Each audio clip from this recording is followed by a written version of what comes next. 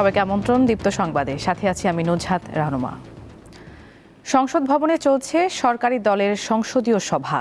এতে সংসদ নেতা ও প্রধানমন্ত্রী তারেক রহমান সভাপতিত্ব করছেন। জানা গেছে এই সভা থেকে বেশ কয়েকটি গুরুত্বপূর্ণ সিদ্ধান্ত নেওয়া হতে পারে। এ বিষয়ে আরও জানাতে আমাদের সাথে যুক্ত আছেন সহকর্মী দিলশাদ অ্যানি। অ্যানি, আজকের সভায় কি কি বিষয় গুরুত্ব পেতে পারে এমন কিছু জানতে পেরেছেন কি? জি, আজকে প্রথম যে সভাটি অনুষ্ঠিত হয়েছে সেটি সকাল 11টা থেকেই এখন পর্যন্ত চলছে। আমরা যতটুকু জানতে পেরেছি আজকের যে প্রথম যে সভা চলছে সেখানে সরকারি দলীয় যেসব সংসদ সদস্য আছেন সবাই এসেছেন, যোগ দিয়েছেন। আমরা দেখেছি নির্ধারিত সময়ের আগেই তারা সংসদে প্রবেশ করেছেন। আর সিদ্ধান্তের বিষয়ে যেগুলো বললেন যে গুরুত্বপূর্ণ বেশ কয়েকটি সিদ্ধান্ত আসার কথা রয়েছে এই বৈঠক থেকে, তার মধ্যে অন্যতম একটি সিদ্ধান্ত যেটি আগামী জাতীয় সংসদের স্পিকার, ডেপুটি স্পিকার কে হবেন, কার সভাপতিত্বে অনুষ্ঠিত হবে অধিবেশন, এসব বিষয়ে আজকের বৈঠক থেকে সিদ্ধান্ত আসার কথা রয়েছে। এছাড়া আমরা যেটি জেনেছি যে সকাল 9:30টার দিকেই প্রধানমন্ত্রী তারেক রহমান সংসদে উপস্থিত হয়েছেন। তিনি বেশ কয়েকটি বৈঠক করেছেন, যার মধ্যে সশস্ত্র বাহিনীর ঊর্ধ্বতন কর্মকর্তা যারা ছিলেন তাদের সাথে তিনি বৈঠক করেছেন। শ্রমবাজার নিয়ে যারা সংশ্লিষ্ট এর সাথে তাদের সাথেও তিনি আরেকটি বৈঠক করেছেন এবং পাট এবং বস্ত্র খাতের সার্বিক পরিস্থিতি বিষয়ে জানতে এবং যে আমাদের ঐতিহ্য, পাট শিল্পের যে ঐতিহ্য ছিল বাংলাদেশের, সেই ঐতিহ্য ফিরিয়ে আনার জন্য পাট সংশ্লিষ্ট যারা আছেন তাদের সাথেও একটি বৈঠক করেছেন, যেটা আমরা জানতে পেরেছি। এরপরেই বেলা 11টার পরেই সংসদীয় যে কমিটির যে বৈঠক, সেই বৈঠকটি শুরু হয়েছে। 11টা থেকে এখন পর্যন্ত চলছে। আর সভায় যে সিদ্ধান্ত আসার কথা হয়েছে এবং আমরা যতটুকু জানতে পেরেছি যে স্পিকার মূলত আজকে এটি নিয়ে সিদ্ধান্ত হবে। তারপর সরকারি দল কিভাবে তাদের কার্যপ্রণালী সম্পাদনা করবে সে বিষয়ে তারা নিজেরা আলোচনা করবেন। আর আমাদেরকে বলা হয়েছে বেলা 12টার পর 12:30টার দিকে একটি ব্রিফিং করার কথা তারা বলেছেন, যে আজকে যে বৈঠক হয়েছে বৈঠকে কি কি আলোচনা হয়েছে বা কি কি সিদ্ধান্ত এসেছে, চূড়ান্ত সিদ্ধান্ত হয়েছে কিনা, এসব বিষয়ে তখনই আমরা ব্রিফিংয়ে জানতে পারবো। তো এই এখন পর্যন্ত আমাদের কাছে আসলে তথ্য এতটুকুই আছে। দর্শক, সংসদ ভবন এলাকা থেকে যুক্ত ছিলেন সহকর্মী দিলশাদ অ্যানি। রাজধানীর ফিলিং স্টেশনগুলোয় জ্বালানি তেলের জন্য আজও যানবাহনের দীর্ঘ লাইন দেখা গেছে। সরবরাহ ঘাটতির কারণে এখনও স্বাভাবিক কার্যক্রম শুরু করতে পারেনি কয়েকটি পাম্প। তেল নিতে এসে দীর্ঘ সময় অপেক্ষা করতে হচ্ছে মোটরসাইকেল ও গাড়ি চালকদের। কেউ ফজরের নামাজ শেষে, কেউ বা সাহারি শেষে এসে দাঁড়িয়েছেন লাইনে। পাম্পের কর্মীরা বলছেন কিছুটা স্বাভাবিক হতে শুরু করেছে তেলের মজুদ, তবে সরকার নির্ধারিত রেশনিং পদ্ধতিতে সরবরাহ করা হচ্ছে জ্বালানি তেল। সেই অনুযায়ী রাইড শেয়ারকারী মোটরসাইকেল চালকরা দিনে 5 লিটার করে তেল কিনতে পারছেন। 5 লিটার না করতে বলে 3 লিটার হইলেও একটা জনের জন্য 1000 টাকা রেল ইনকাম করতে পারবে। 5 লিটার হইলে আলহামদুলিল্লাহ। এর আগে গাবতলী এসপি ফিলিং স্টেশনে গেছিলাম, ওখানে একদম তেল দেওয়া বন্ধ। তো এখন আসলাম এইটাতে ট্রাস্টে। তো দেখা যাক, এখানে আমি 40 মিনিট যাবত দাঁড়িয়ে আছি, দেখা যাক পাই কিনা। আমার অফিস সকাল 10টায়, এখন পাম্পেই বাজে সকাল 10টা। যাইতে যাইতে আরও আধা ঘন্টা লাগবে অফিসে যাইতে, আর এখানে তো আরও আধা ঘন্টা, 1 ঘন্টার সময় আরও বেশি লাগবে।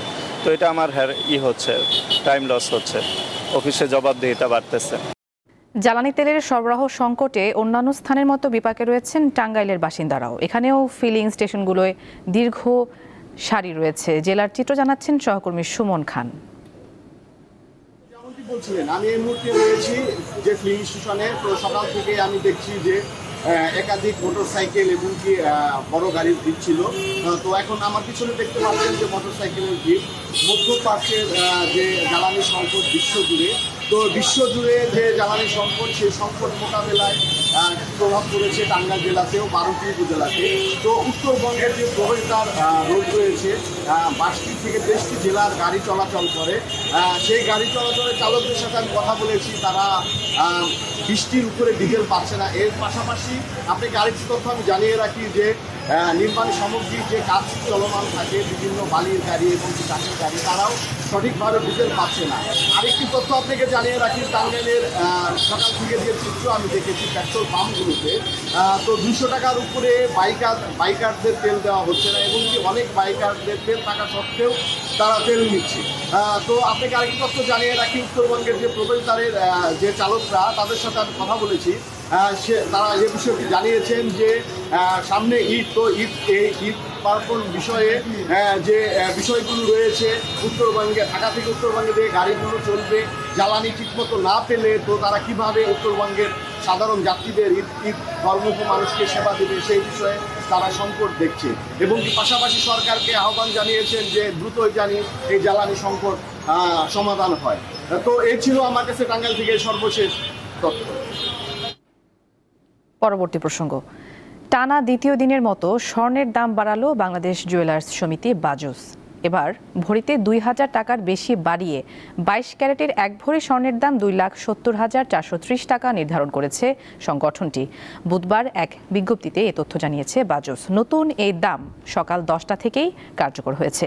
নতুন দাম অনুযায়ী ২১ ক্যারেটের প্রতি ভরি ২,৫৮,১২৪ টাকা, ১৮ ক্যারেটের ২,২১,২৬৬ টাকা এবং সনাতন পদ্ধতির প্রতি ভরি স্বর্ণের দাম ১,৮০,৬১৭ টাকা নির্ধারণ করা হয়েছে।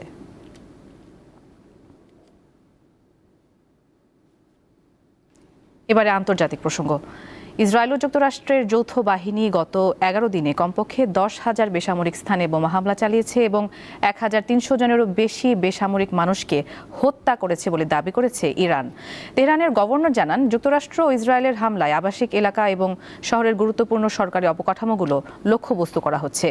এদিকে বুধবারও ইরানের রাজধানী তেহরান সহ বিভিন্ন শহরে নতুন করে বিমান হামলা চালিয়েছে ইসরায়েল।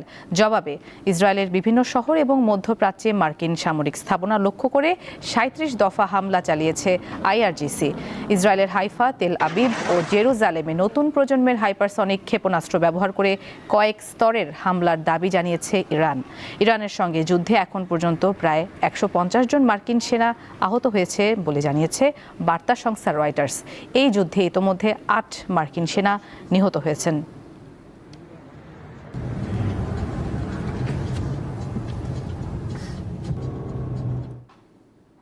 মধ্যপ্রাচ্যের যুদ্ধে সবচেয়ে বেশি ব্যয় করছে যুক্তরাষ্ট্র। বিভিন্ন মার্কিন গণমাধ্যমের তথ্য মতে ইরানের বিরুদ্ধে যুদ্ধ পরিচালনা করতে প্রতিদিন ওয়াশিংটনের ব্যয় হচ্ছে ১ থেকে ২০০ কোটি ডলার, জানিয়ে মার্কিনীদের মধ্যে বাড়ছে ক্ষোভ। ইরানের বিরুদ্ধে যুক্তরাষ্ট্র ও ইসরায়েলের যুদ্ধ ১০ দিন পেরিয়ে গেছে। এরই মধ্যে যুদ্ধে যুক্তরাষ্ট্রের প্রকৃত ব্যয় নিয়ে নানা মহলে চলছে আলোচনা বিশ্লেষণ।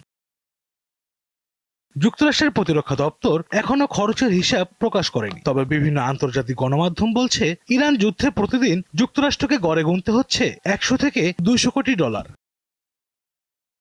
নিউ ইয়র্ক টাইমসের দাবি, যুদ্ধের প্রথম সপ্তাহে যুক্তরাষ্ট্রের মোট খরচ ৬০০ কোটি ডলার। আর মার্কিন সংবাদ মাধ্যম পলিটিকো জানিয়েছে পেন্টাগন প্রতিদিন ২০০ কোটি ডলারের কাছাকাছি খরচ করছে। তবে নিরাপত্তা বিশ্লেষকদের মতে যুদ্ধে প্রতিদিনের বাস্তবসম্মত ব্যয় ১০০ কোটি ডলারই হওয়ার কথা।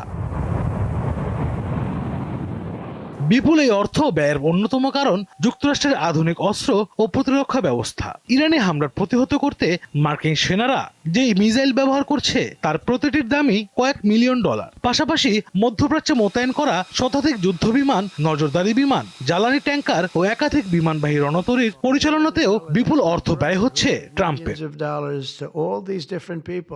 এরই মধ্যে পেন্টাগন ৫,০০০ কোটি ডলারের একটি সম্পূরক বাজেটের প্রস্তুতি নিচ্ছে, যা ব্যবহৃত হবে ক্ষেপণাস্ত্র ও ক্ষতিগ্রস্ত সরঞ্জাম পুনঃস্থাপন ব্যয়। বিশ্লেষকরা বলছেন, আগামী নভেম্বরের মার্কিন মধ্যবর্তী নির্বাচনের কয়েক মাস আগে এই বিপুল ব্যয় যুক্তরাষ্ট্রের ভোটারদের মধ্যে নেতিবাচক প্রভাব ফেলতে পারে, যা ট্রাম্প ও রিপাবলিকানদের জন্য বড় মাথা ব্যথার কারণ হয়ে দাঁড়াবে। আশরাফ শুভ, দীপ্ত, বার্তাকক্ষ। ঋতু পরিবর্তনের প্রভাবে চুয়াডাঙ্গায় দেখা দিয়েছে মৌসুমী রোগের প্রকোপ। দিনে গরম আর রাতে ঠান্ডার কারণে জ্বর, সর্দি, কাশি, নিউমোনিয়া ও ডায়রিয়া সহ বিভিন্ন রোগে আক্রান্ত হয়ে প্রতিদিনই হাসপাতালে ভর্তি হচ্ছেন অনেকে, বেশিরভাগই শিশু ও বয়স্ক। চুয়াডাঙ্গায় আবহাওয়া পরিবর্তনের প্রভাব পড়েছে জনস্বাস্থ্যে। গত ২ সপ্তাহ ধরে দিনে তাপমাত্রা বাড়লেও রাতের দিকে এখনো শীত, ফলে বেড়েছে বিভিন্ন রোগের প্রাদুর্ভাব। হাসপাতালে বাড়ছে রোগীর চাপ। সন্ধ্যেবেলা জ্বর আসে, এসে ওই জ্বরে আমার কাঁপুনি হয়, থরথর করে কাঁপি। আমার ১ সপ্তাহ ধরে জ্বর আসছে, আমি ওষুধ খাচ্ছি, ছাড়ি যাচ্ছে, আবার আসছে, খাচ্ছি, সারে যাচ্ছে, আবার আসছে। তো ঠান্ডা জ্বর কাশি এই সমস্যা আমাদের পারিবারিকভাবেও দেখা দিয়েছে, পাশাপাশি প্রতিবেশী যারা আছে তাদেরও আমরা দেখছি যে একই রোগে আক্রান্ত হচ্ছে। গত এক সপ্তাহে জেলা সদর হাসপাতালের বহির্বিভাগে প্রায় 5,000 রোগী চিকিৎসা নিয়েছেন। 25 ফেব্রুয়ারি থেকে 9 মার্চ রাত 10টা পর্যন্ত 13 দিনে শিশু ও ডায়রিয়া ওয়ার্ডে ভর্তি হয়েছে 553 জন। এর মধ্যে শিশু ওয়ার্ডে ভর্তি হয়েছে 313 জন এবং ডায়রিয়া ওয়ার্ডে ভর্তি হয়েছে 340 জন। শিশু রোগী আমাদের প্রতিদিনই 300 ক্রস করে, কোনো দিন 350 ক্রস করে যায় আউটডোরে। আর ইনডোরে আমাদের 2টা শিশু ওয়ার্ড মিলে ভর্তি সংখ্যা 50-60 জন থাকতেছে এই প্রতিদিন। দিনের গরম ও রাতের ঠান্ডার তীব্র ব্যবধানের কারণেই এসব জটিলতা দেখা দিচ্ছে বলে মত বিশেষজ্ঞদের। এখন যেহেতু আবহাওয়া চেঞ্জ হচ্ছে, সেই হিসাবে আমাদের অনেক সতর্ক থাকতে হবে। বাচ্চা যাতে না ঘামে সেদিকে খেয়াল রাখতে হবে, একটু খোলামেলা পোশাক পরে রাখতে হবে, আবার ঘামে না যেন সেদিকেও খেয়াল রাখতে হবে। যেহেতু ডায়রিয়া খুব বেশি হচ্ছে এই সিজনে, কাজেই সেই ক্ষেত্রে সবসময় পরিষ্কার পরিচ্ছন্ন থাকতে হবে, ফ্রেশ খাওয়া দাওয়া দিতে হবে। 6 মাসের নিচের বাচ্চাদেরকে শুধুমাত্র মায়ের দুধই খাওয়াবেন। চিকিৎসকদের পরামর্শ, ঋতু পরিবর্তনের এ সময় শিশু ও বয়স্কদের সুস্থতায় দরকার বিশেষ যত্ন। ঠান্ডা এড়িয়ে চলার পাশাপাশি পরিষ্কার পরিচ্ছন্ন থাকা এবং উপসর্গ দেখা দিলে দ্রুত চিকিৎসকের শরণাপন্ন হওয়ার আহ্বান জানিয়েছেন তারা। সাইফুর রহমান শিশির, দীপ্ত বার্তা কক্ষ। সারা দেশের মতো লক্ষ্মীপুর ও কুড়িগ্রামে চলছে ঈদের জমজমাট কেনাকাটা। সকাল থেকে মধ্যরাত পর্যন্ত ব্যস্ত থাকছেন ক্রেতা ও দোকানিরা। দাম নিয়ে ক্রেতাদের মধ্যে রয়েছে মিশ্র প্রতিক্রিয়া। লক্ষ্মীপুরে জমে উঠেছে ঈদের বাজার।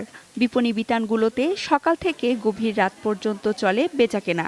বিক্রেতারা জানান, দেশীয় পোশাকের পাশাপাশি এবার পাকিস্তানি পণ্যের চাহিদা অনেক বেশি।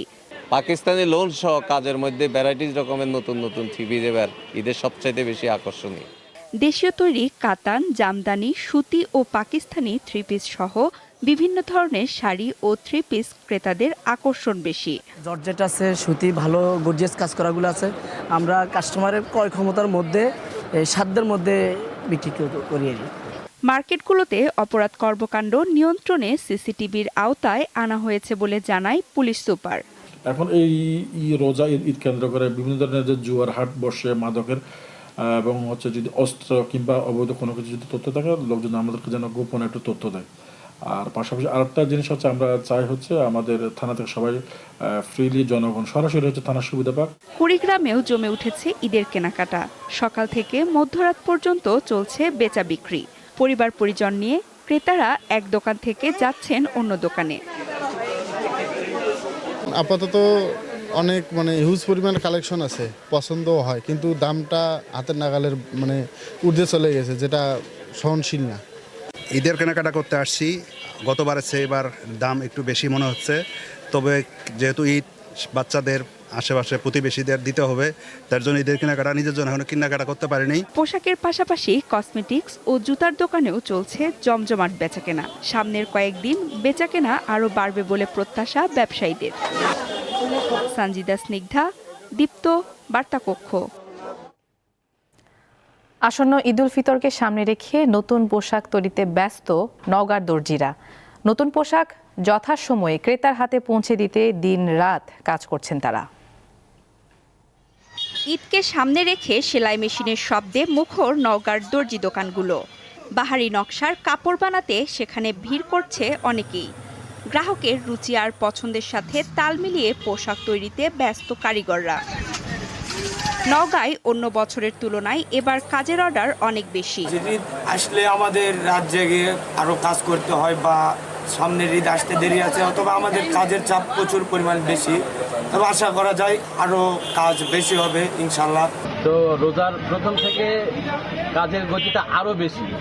কারিগর অনেক পেরেশানি করতেছে কাজ করতে, রাত 2টা-2:30 পর্যন্ত কাজ করতে হচ্ছে আমাদের। তবে কারিগরদের কাজের মজুরি না বাড়ায় হতাশ দর্জি কারিগররা। তো আমাদের যে বাজারে যে ঊর্ধ্বগতি, এই গতির তুলনায় আমাদের যে কাজের যে রেট, এটা খুব কম। আমাদের যে আয় রোজগার একটু কম হচ্ছে। তো আমাদের যে আয় রোজগার দিয়ে আমরা কিভাবে বাজারে ঊর্ধ্বগতির সাথে আমরা জীবনযাপন করতে পারি, পরিবারের এরকমভাবে ভরণ পোষণ করতে পারি, সেদিকে একটু সরকার বা এরকমভাবে মহাজন সবাই একটু যদি সহানুভূতি হয়, তাহলে আমাদের জন্য খুব ভালো হয়। নওগাঁয় এবার শার্ট প্যান্ট তৈরির মজুরি 1000 টাকা, পাঞ্জাবি পায়জামা তৈরির মজুরি 1200 থেকে 1300 টাকা এবং মেয়েদের সালোয়ার কামিজ তৈরির মজুরি 1400 টাকা নেওয়া হচ্ছে। সঞ্জিদা স্নিগ্ধা, দীপ্ত, বার্তা কক্ষ।